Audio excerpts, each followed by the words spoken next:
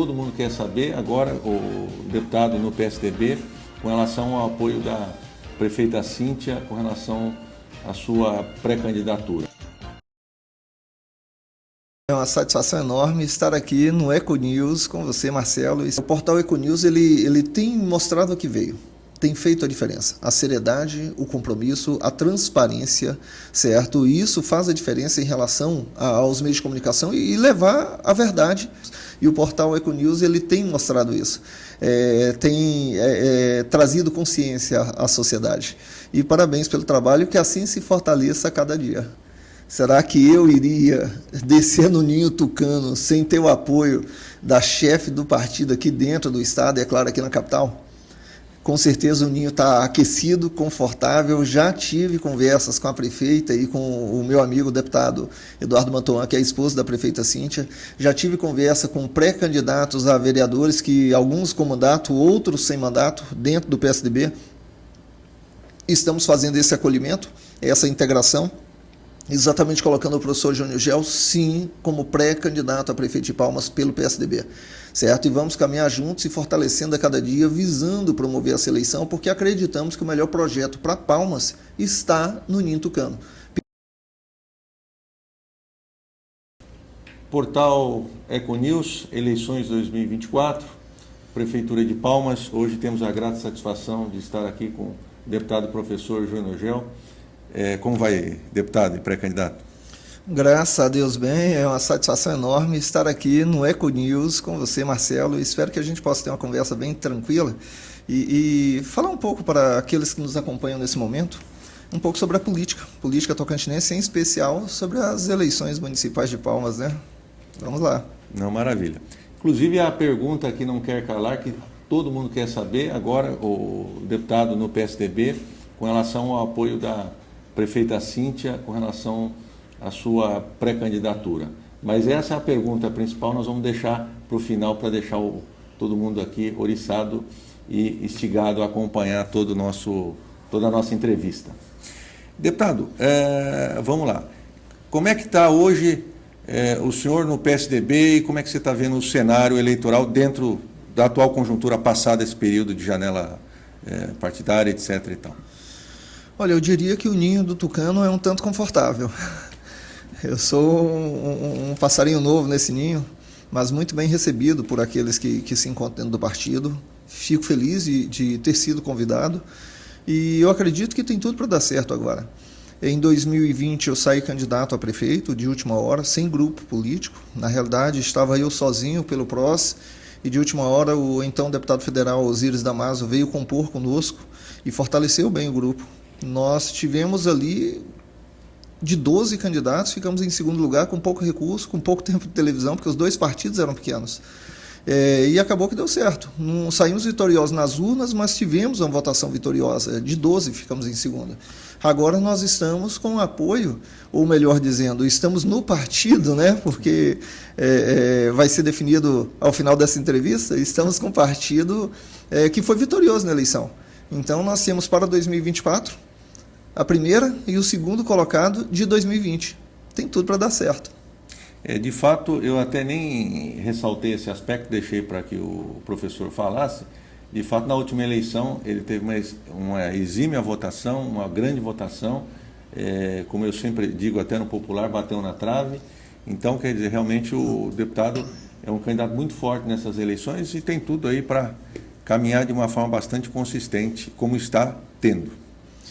Com certeza, e estamos demonstrando à população o projeto que temos, por que viemos, qual é o nosso histórico. Quando você, enquanto eleitor, analisa a vida pregressa dos possíveis candidatos, você começa a escolher melhor, certo? Você passa a ser melhor representado, você passa a não ter surpresas negativas ao longo do mandato de 4 anos, ou quem sabe até de 8, se houver reeleição.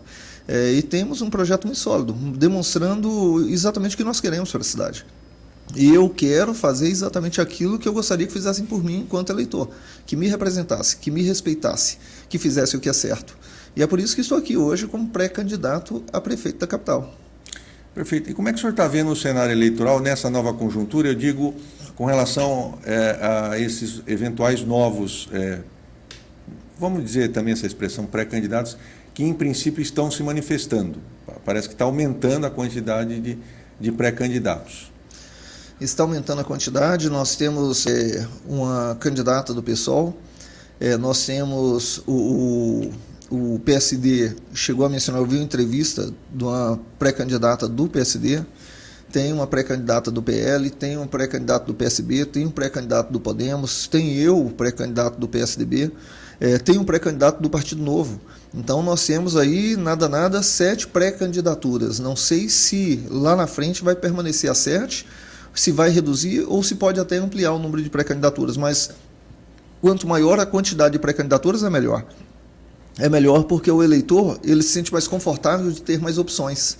Não tem essa de, ninguém me representa. Não, você tem que encontrar alguém desse contexto, porque são 7 com personalidades diferentes, com perfis diferentes, com histórias diferentes. Algum deles deve se aproximar um pouco mais do que o eleitor deseja. E é o que eu havia afirmado anteriormente. A partir do momento que o eleitor estuda a vida pregressa do candidato, sabe um pouco melhor do que o candidato pensa, o que ele defende, o que ele fez no passado, certo? O eleitor pode se aproximar mais ou distanciar um pouco mais de alguns candidatos e promover ali a escolha do que ele acha que é certo. E como é que o senhor está vendo, e aí eu falo olhando para o retrovisor um pouco, do ponto de vista de parâmetro, mas também nesse momento, com relação à equidade, com relação aos pré-candidatos, no aspecto, em todos os aspectos, nesse período todo e agora, nesse primeiro momento, entre aspas, oficial, né? Não há equidade. Não existe equidade em campanha política. Não existe equidade porque você tem uma diferença, como no caso agora já muito bem clara para toda a sociedade, muito grande, uma diferença muito grande em relação à questão financeira, certo? Uma questão financeira que, ao que tudo indica, nem poderia estar sendo utilizado esse volume porque gera abuso de poder econômico. Existe uma diferença para o período de campanha, não somente em relação à questão financeira, mas também em relação a tempo de televisão. Não é porque eu sou candidato que eu tenho o mesmo tempo que os demais candidatos. Quer dizer, o candidato que tem um partido com maior bancada federal, ele tem um tempo de TV maior. Aquele que tem uma menor bancada federal, um tempo de TV menor. Então, já inicia de forma equivocada, no meu ponto de vista. Nós não temos igualdade. Então, se você já parte com um candidato com 2 pés lá na frente, a chance dele acaba se tornando maior porque ele tem mais tempo para demonstrar. Tem mais dinheiro para fazer a campanha e tem mais tempo de televisão e rádio para poder demonstrar o que o dinheiro pode produzir na campanha eleitoral. Diferente daqueles que têm menos tempo e menos recurso.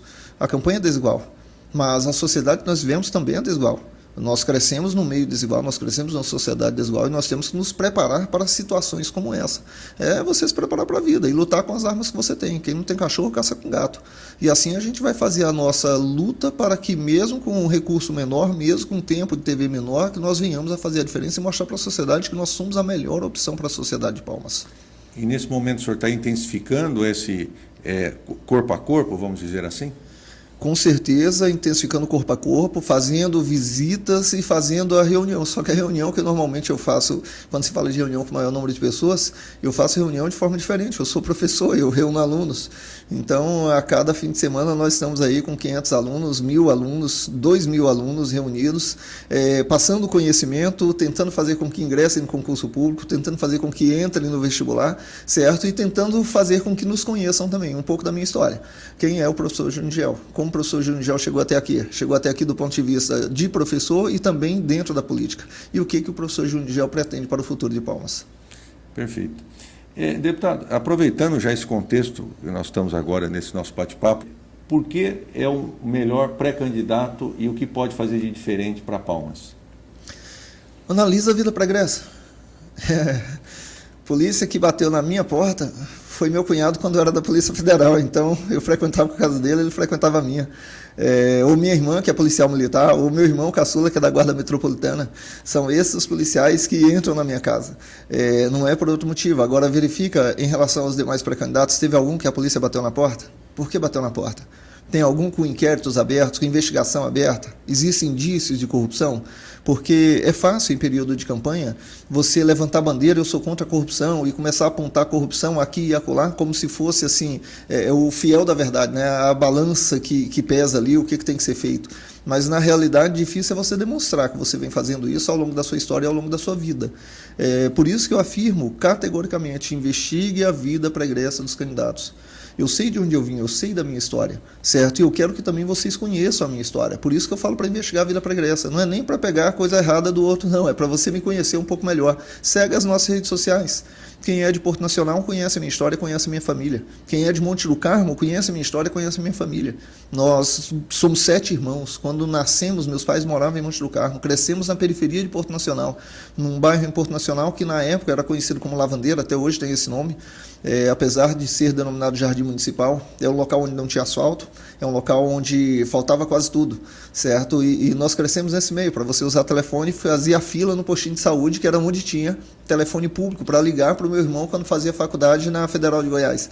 Então, nós somos de uma história que não é diferente da história da imensa maioria dos tocantinenses, da imensa maioria dos brasileiros. A situação que hoje nos encontramos, depois de formados, depois de concursados, depois que estou na atividade política, não tem nada a ver com o conforto que nós tivemos no passado. Eu sou fruto de uma família que ia com minha mãe para o supermercado para comprar um carrinho cheio de araruta, de polvilho doce, para fazer rosca, porque a gente não tinha condição de comprar pão francês para abastecer 7 crianças no dia a dia. Como eu disse, a minha realidade não é diferente da realidade da maioria.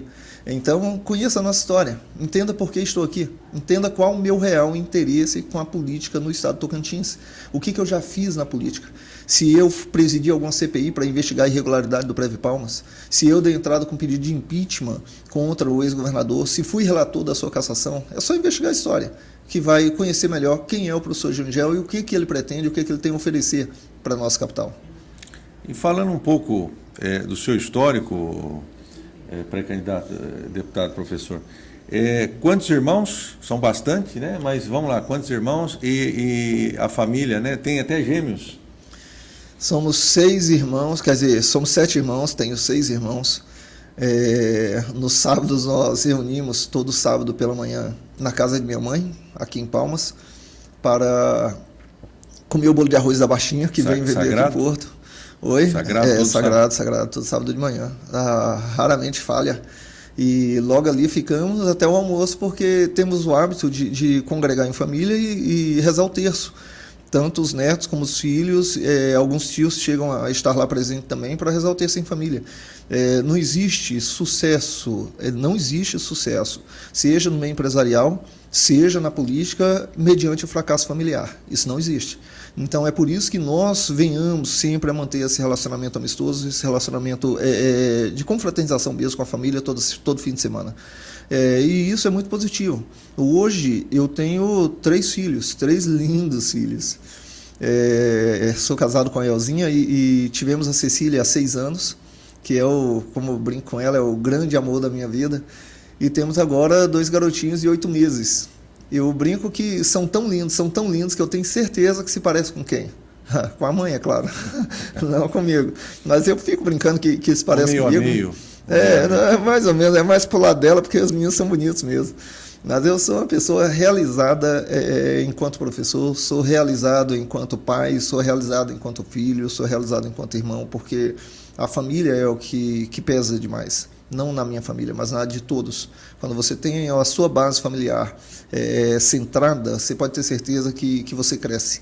Você cresce, os seus filhos crescem, vocês conseguem desenvolver muito mais exatamente por ter uma família centrada. E um trabalhador, quantas horas dorme por dia, deputado? Quantas horas? Porque dorme por dia, porque está sempre, aula, na assembleia, são outras atividades, justamente por isso que eu estou perguntando quantas horas dorme por dia. Não, dormindo pouco, principalmente depois que os gêmeos nasceram, que aí dorme menos ainda. Mas agora até que eles estão mais tranquilos, eles estão acordando, meia-noite acorda, nessa última noite, né? Acordou meia-noite, depois meia-noite e meia, o outro, depois 3 horas da manhã, depois 5:30 para 6 horas da manhã, e assim vai, e a gente já pega por volta de 6 e pouco, já leva para passear, porque sabe que nesse horário já não vai dormir mais. Às vezes um permanece dormindo, o outro acorda, a gente leva quem acordou, e hoje de manhã já eram os 2 acordados. Então vamos passear. Então quer dizer que eles estão com quanto tempo mesmo? 8 meses. 8 meses. Então quer dizer que eles podem futuramente passear, não necessariamente na rua, mas lá no gabinete da prefeitura? Com certeza. Já me falaram até que a prefeita tinha uma brinquedoteca lá na prefeitura. Já vai utilizar. Excelente, vou utilizar demais. Perfeito.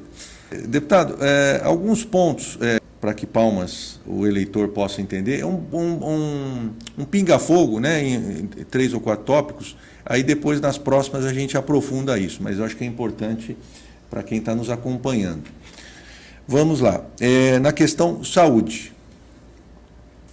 o que o senhor diria com relação à saúde? Quando eu digo pinga-fogo, é que esses temas principais, aqui vamos lá, vou até elencar: saúde, educação, impostos e infraestrutura. A gente pode fazer um pinga-fogo bem sucinto com relação a esses temas. E vamos começar pelo tema saúde. Olha, saúde, tudo sempre tem o que melhorar, sempre tem o que melhorar. A gente organizar mais, planejar mais, utilizar de estudos, de dados, para saber onde investir e o quanto investir. Quando se fala de saúde, muito se fala hoje de hospital municipal.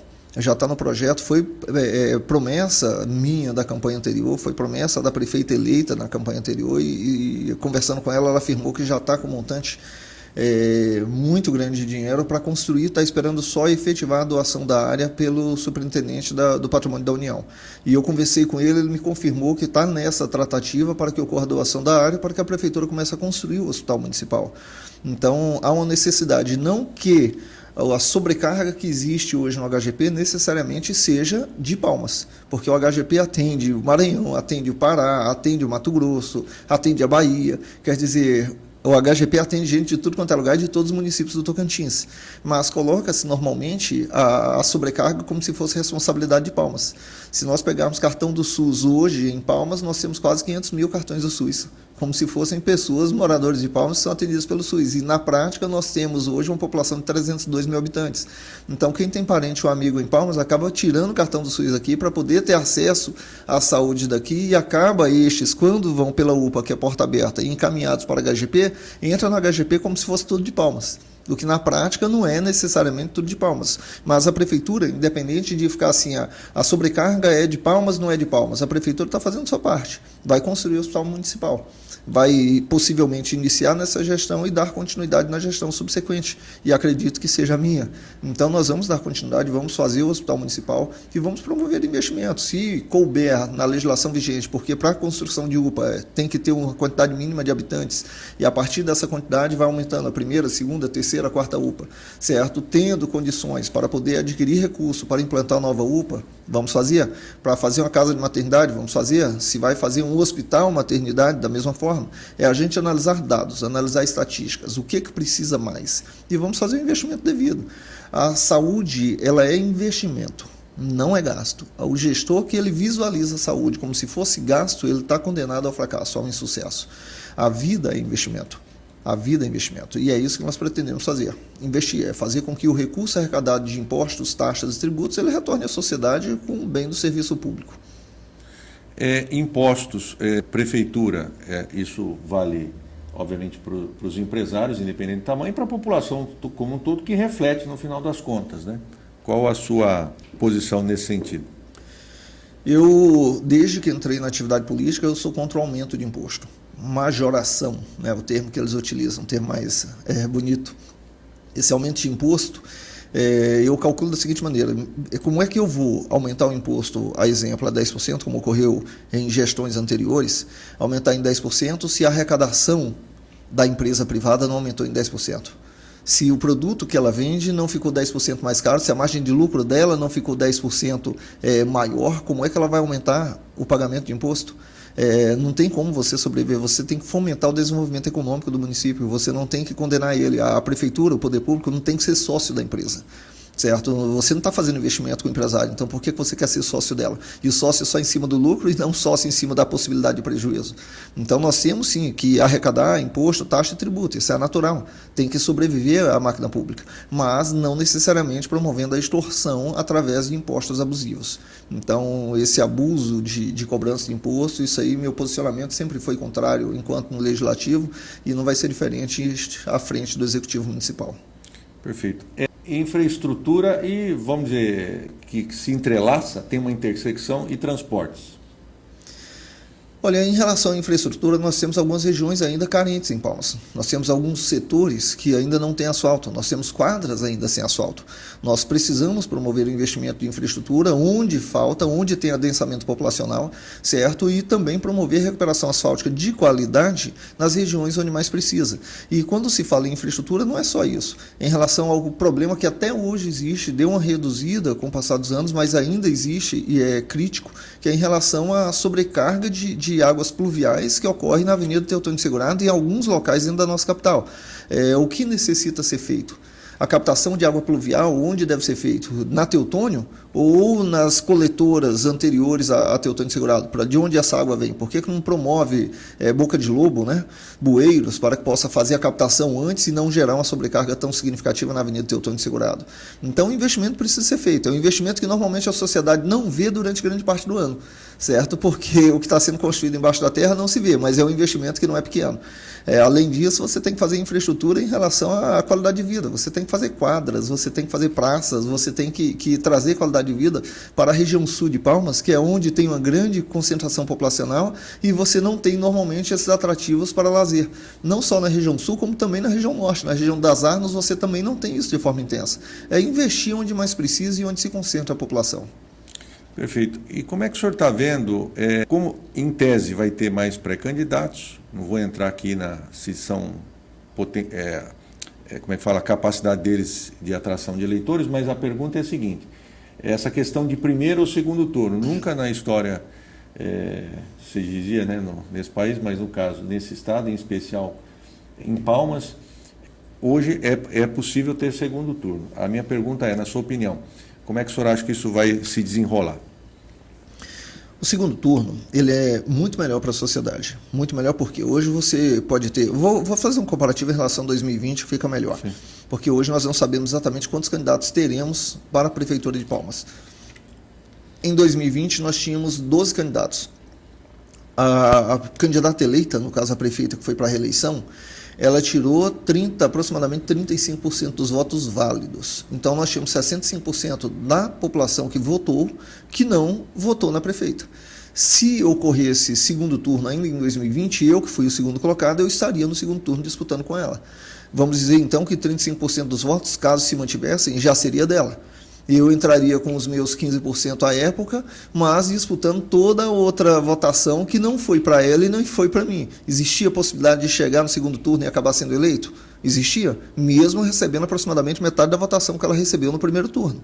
Agora, havendo o segundo turno, eu novamente candidato, me preparando por 4 anos, e com apoio da atual gestão, porque estou filiado no partido dela, havendo esse apoio, eu acredito que no segundo turno nós estaremos. Quem vai estar conosco no segundo turno, eu não sei dizer. Nós temos candidatos com musculatura eleitoral, tem candidato com muito recurso, tem candidato com recurso, musculatura eleitoral, tem candidato com recurso que não é tão significativo, mas que também tem musculatura, certo? Então, não sei quem de fato vai para o segundo turno conosco, mas a minha expectativa é que estaremos sim no segundo turno e buscando fazer o melhor e demonstrar o que nós queremos para a cidade de Palmas.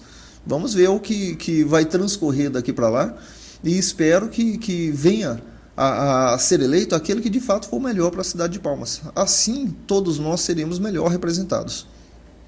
Perfeito. Qual a avaliação que o senhor faz da gestão da prefeita Cíntia? E se puder, e se quiser, fique à vontade, claro, se fosse para dar uma nota. Eu falo isso porque às vezes o público quer saber, enfim, essa questão de nota, até fazendo aí uma analogia com relação a professor, mas enfim... Bom, as pesquisas apontam uma prefeita muito bem avaliada na cidade de Palmas, mas muito bem avaliada. Ela teve um gargalo na transição do transporte público, que estava sob a administração privada e passou para a administração pública. Naquele momento ocorreu de fato um gargalo, ocorreu um mal-estar, até mesmo porque a prefeitura ela não tinha a expertise, a experiência do setor privado no setor do transporte coletivo. E esse gargalo já foi 90% superado. Hoje você pega um transporte público de qualidade, hoje você pega ônibus novos, hoje você pega ônibus com acessibilidade, ônibus com ar-condicionado, você pega um sistema de ônibus que já funciona e em muitos casos trazendo o trabalhador da região sul para a região central em menos tempo do que ocorria no passado. Então, muita coisa melhorou do transporte público. Saúde pública também, a saúde pública em Palmas, ela nunca foi crítica. Eu diria que, por ser a capital, ela sempre foi melhor estruturada do que o interior do estado, então ela sempre foi evoluindo com o tempo. Nós temos hoje uma saúde pública que pode ser melhor complementada com o hospital municipal, que é o que já está no projeto, certo? Nós temos uma segurança pública que o Poder Público Municipal, a gestão da prefeita Cíntia, investiu em vídeo monitoramento por toda a cidade. E esse vídeo monitoramento, o próprio governo do estado tem interesse na partilha desse vídeo monitoramento, porque foi bom que foi feito e hoje você consegue combater muitos crimes na cidade a partir do vídeo monitoramento, do investimento em tecnologia, certo? Do investimento em tecnologia de inteligência artificial. Então, esses investimentos pontuais foram feitos e têm trazido qualidade de vida. Palmas é uma capital que você anda pelas ruas da capital mexendo no celular sem se perguntar, meu Deus do céu, será que vão me roubar aqui? Quer dizer, existe uma qualidade, existe um sentimento de segurança, certo? Existe uma proximidade do cidadão com o poder público. Ele tem acesso hoje aos mais diversos cargos políticos, aos secretários com certa facilidade, certo? Encontra na rua, o que não acontece em grandes centros. Então, se você me pergunta se a prefeita está aprovada ou não está aprovada, ela está sim aprovada e muito acima da média. Com louvor? Com certeza. Então, tá bom. Deputado, essa semana a gente teve um bate-papo muito bacana com o Vilela, presidente do PT, e eu vou colocar aqui a situação e aí você faça as suas considerações. Segundo a nossa conversa, foi criado, aliás, melhor me expressando, o bloco PSDB, PT, PCdoB e PV, e ainda com possibilidades de eventuais novos partidos. Segundo a minha conversa com o Vilela de novo, né, seria um bloco oficioso, ou, dizendo mais no popular, informal, até porque, do ponto de vista jurídico, para ser formal, teria que ter alguma anuência federal, etc. e tal, que não é o caso, né? Mas, enfim. E, segundo ele, nesse bloco vai se definir os candidatos com o bloco. Claro, ele ressaltou a prefeita Cíntia é a grande líder desse bloco, mas vai ser definido pelo bloco. E o principal objetivo desse bloco vislumbrando, é uma preparação para a eleição de 2026, de novo, segundo o Vilela. E, desse sentido, vai se definir o pré-candidato. Obviamente que é na convenção, tudo do ponto de vista formal, mas vai ser definido por esse grupo. Eu queria saber do senhor qual a sua opinião do bloco e se procede tudo isso que eu acabei de relatar para o senhor. E sua opinião com relação ao bloco, enfim, em si, né? Eu não tive nenhuma reunião com esse bloco para dizer se procede, se não procede, mas eu vi na imprensa que havia sim o interesse da federação PV, PT e PCdoB de caminhar com o PSDB. Isso aí eu vi na imprensa e acredito que não seja uma inverdade, que deve caminhar junto mesmo. Em relação a isso, quando eu pergunto assim, então o PSDB é de esquerda. Não, o PSDB não é de esquerda. Nós tivemos há alguns dias atrás o próprio Aécio Neves, que é um dos ícones do PSDB nacional, certo, falando que o PSDB não é um partido que apoia a base do presidente Lula. Quer dizer, o PSDB não é de esquerda, mas na conjuntura regional, tanto partido de esquerda como de direita caminham juntos. Tanto que o Solidariedade, que é um partido aqui no Tocantins, ele está caminhando com o projeto da Prefeitura Municipal com o PL. Então você pega partido de esquerda ou centro-esquerda com PL, você pega partido de esquerda com PSDB, que é de direita. Aí nós temos uma conjuntura porque eles analisam o que é melhor para a capital. E é isso que eles vieram a fazer.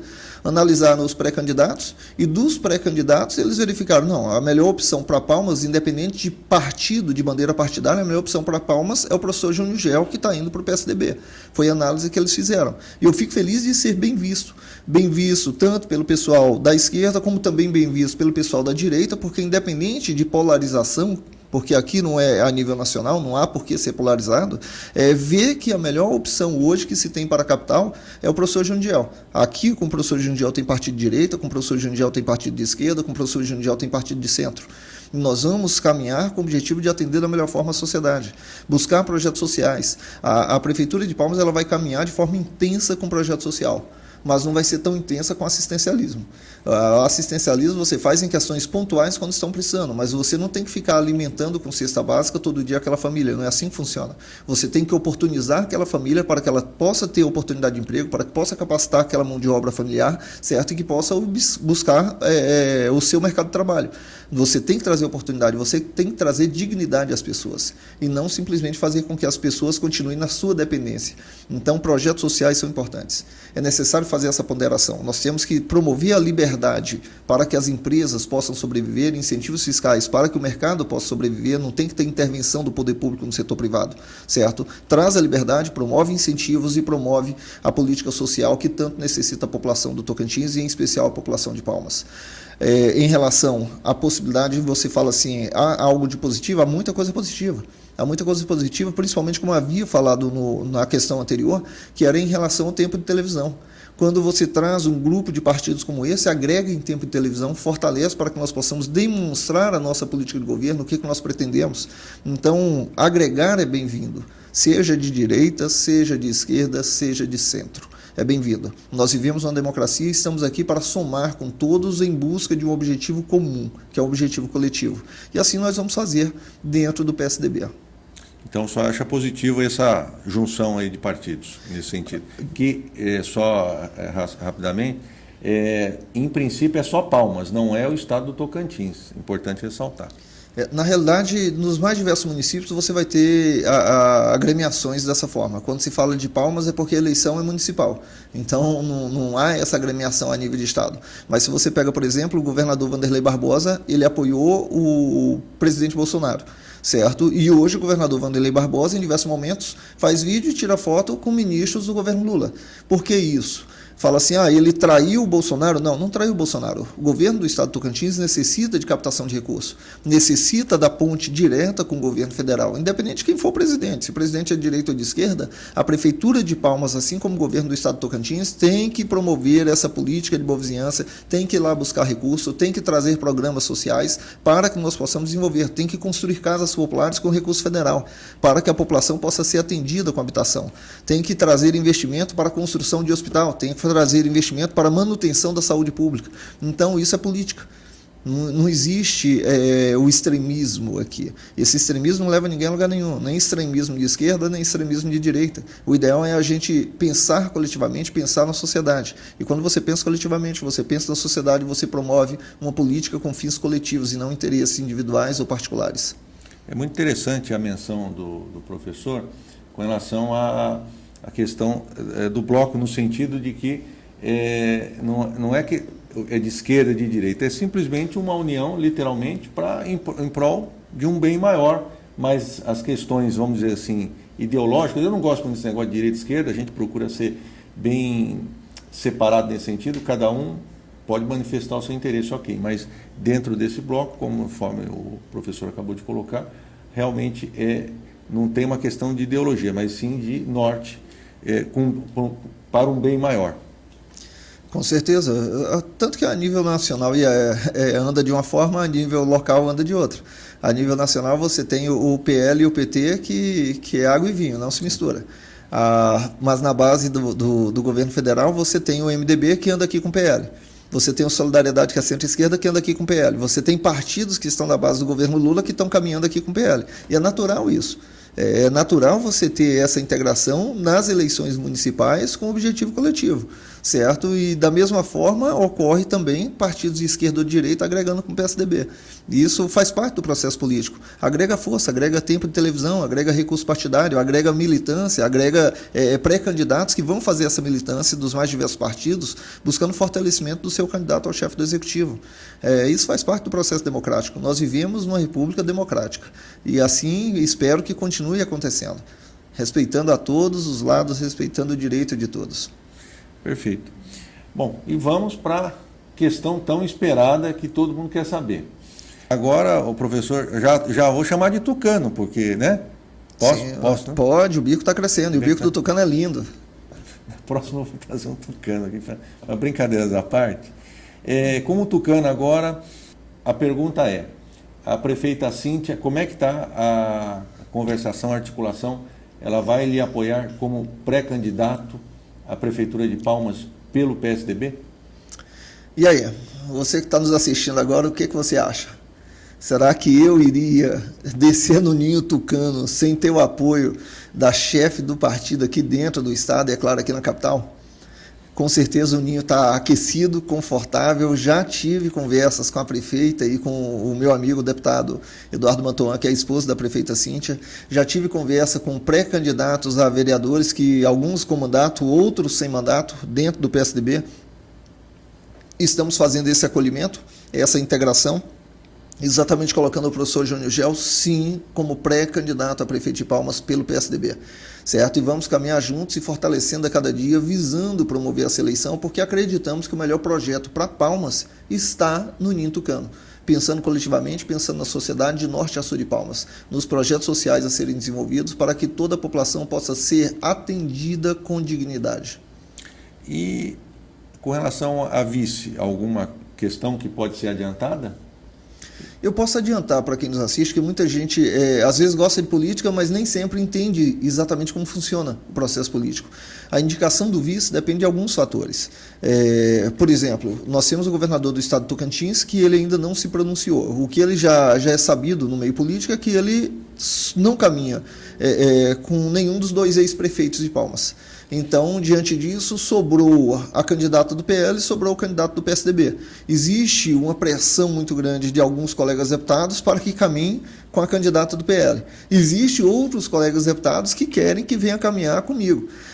O que eu visualizo? Eu visualizo que o governador ele tem importância política, até mesmo porque a sua base eleitoral, a sua origem política e sua família política, né, é aqui em Palmas. Tem um filho que é deputado, foi vereador em Palmas, tem um irmão que é vereador em Palmas, o pai dele foi o primeiro prefeito de Palmas, então a força política dele em Palmas é significativa. E para onde ele for, ele vai conduzir votos, ele vai fortalecer o grupo. Naturalmente, se você é governador e você vira para o professor Júnior e fala assim, professor, nós queremos caminhar com o senhor, mas nós queremos fazer a indicação do vice. É muito bem-vindo. É claro que o governador também tem bom senso e equilíbrio, que não vai indicar qualquer pessoa que não tem o perfil, que não vai agregar em nada. E ele vai promover a indicação de uma pessoa séria, de uma pessoa competente, e uma pessoa que venha agregar com o grupo. Isso aí, por isso que a escolha do vice não tem como ser feita agora. A escolha do vice vem lá na frente. Pode ser em função da indicação do governador, pode ser em função da indicação de uma parcela da sociedade que quer uma determinada pessoa como vice, pode ser em função da indicação de determinado outro grupo político que quer determinada pessoa como vice. Seja empresário, seja um representante da sociedade, seja um representante da região sul de Palmas, ou qualquer outra pessoa. A escolha do vice nem sempre parte exclusivamente do candidato a prefeito, do pré-candidato a prefeito. Normalmente é em função do grupo de apoio. E esse grupo, para agregar e para somar, eles também querem participar com a indicação do vice. É natural, é bem-vindo e isso deve ser definido, então, nas convenções ou próximas convenções.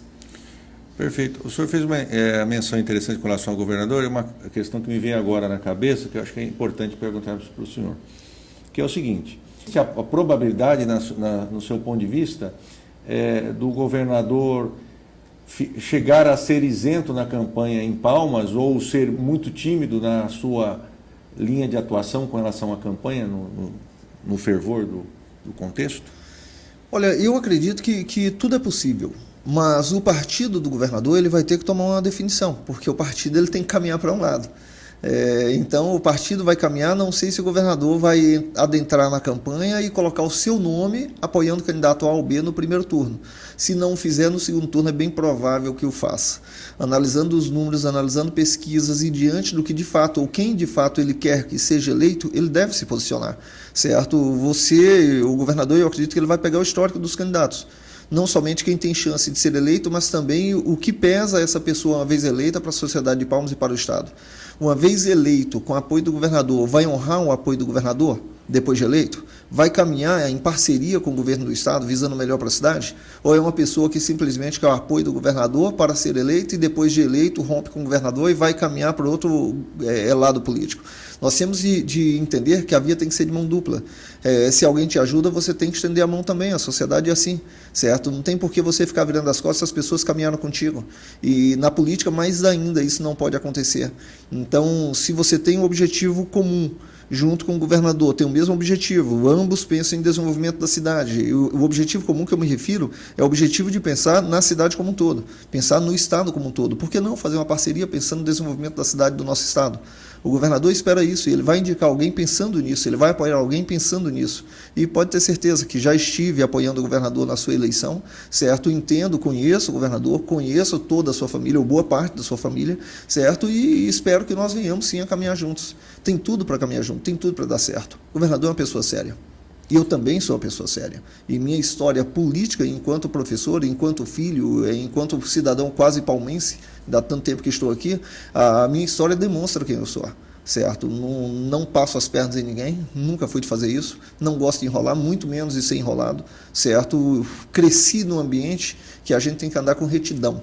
A minha família me prega muito isso, e minha irmã, eu acho engraçado que minha irmã, uma de minhas irmãs, né, somos 4 homens e 3 mulheres, uma delas, falando assim para mim certa vez, falou: Júnior, eu tinha medo quando você se candidatou, depois de eleito, porque nesse meio político a gente sempre fala muito de que tem muita gente corrupta, e tinha medo de você entrar e de repente você ser mais o mesmo, porque não é só seu nome que está em jogo, é o nome de todos nós, de toda a nossa família.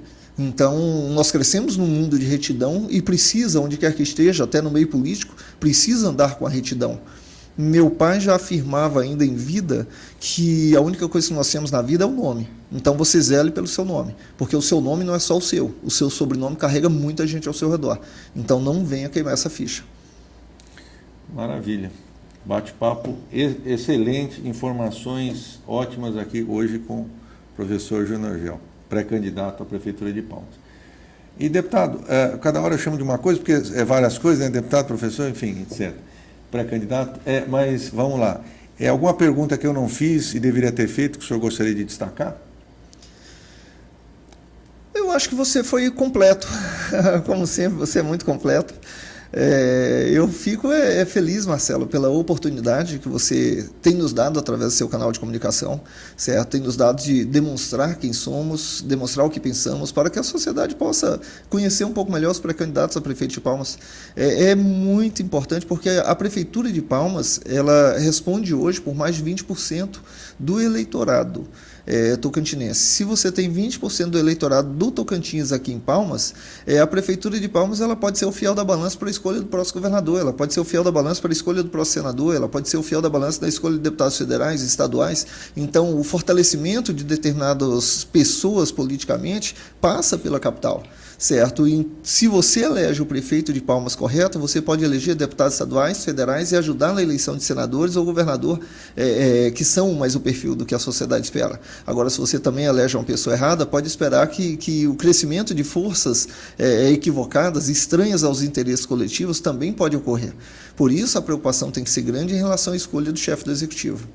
É muito interessante a colocação do deputado, fiel da balança, ficou bem interessante, é isso mesmo. Deputado, antes de caminharmos aí para a sua mensagem para Palmas, em especial, gostaria mais uma vez de perguntar com relação à sua opinião com relação ao portal Econews hoje em Palmas. Olha, o portal Econews, ele tem mostrado o que veio.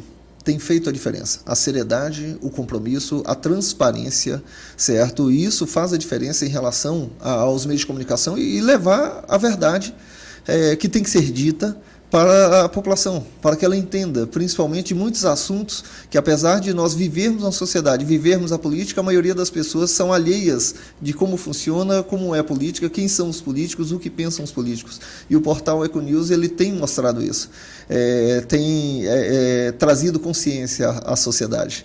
E parabéns pelo trabalho, que assim se fortaleça a cada dia. Muito obrigado. E, deputado, o espaço é todo seu para uma mensagem para Palmas. Olha, Palmas uma parte da população palmense já me conhece principalmente como professor.